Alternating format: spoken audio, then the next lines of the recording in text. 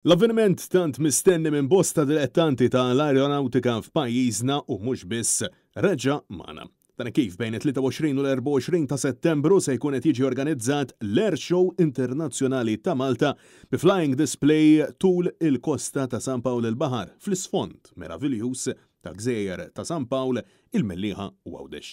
L-erba' filgħodu Net News tkellem mal-President tal-Malta Aviation Society Massimo Farrugia fejn spjegalna li apparti l-wirja tal-ajruplani se jkun hemm ukoll żewġ wirjiet statiċi f'żewġ lokalitajiet differenti b'wirja fil-mitjar tal-Issar Technic kif ukoll wirja oħra fis-Savi Aviation Park. Ser ikonna shuttle bejn żewġ lokalitajiet, ġifieri dak bejn l-Issar Technics u Safi Aviation Park ser ikun hemm shuttle għan-nies biex ma jkun hemmx għalfejn tintuża l-karozza tagħhom.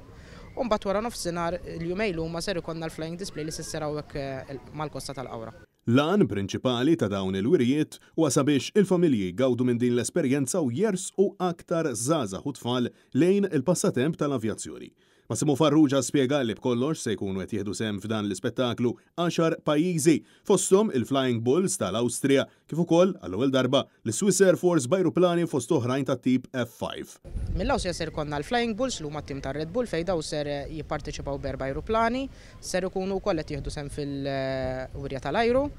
Tnejn minn dal-ajruplani ġifieri huma kemm xejn interessanti għax huma żewġ Warbirds u qed minnhom kien dak li ġifieri mirra l-film Pearl Harbor meta l-Amerikani marru fuq il-Ġapan kienu użaw dak l-ajruplan u dak l-ajruplan nista' jkun jistgħu jarawh waqt il-wirja statika u waqt il-wirja tal-ajru.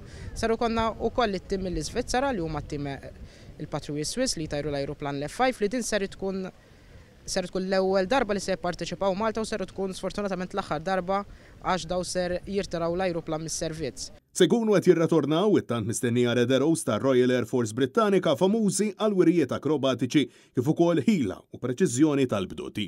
Fil-waqt li se jkunu qed jipparteċipaw ukoll il-German Air Force fejn għall-ewwel darba f'Malta se jkun qed jintwera l-German Eurofighter fil-wirja statika. Ħajkun hemm il-wirja tal-ajru mimlija ġifier ħajkun hemm il fuq minn 3 sigħat flying display, però wkoll il-wirja statika se tkun interessanti għal kulħadd, ġifieri dis-sena l-Ġermaniżi se jerġgħu l-qawwa tal-ajru Ġermaniżi se terġa' tipparteċipa b'żewġ ajruplani.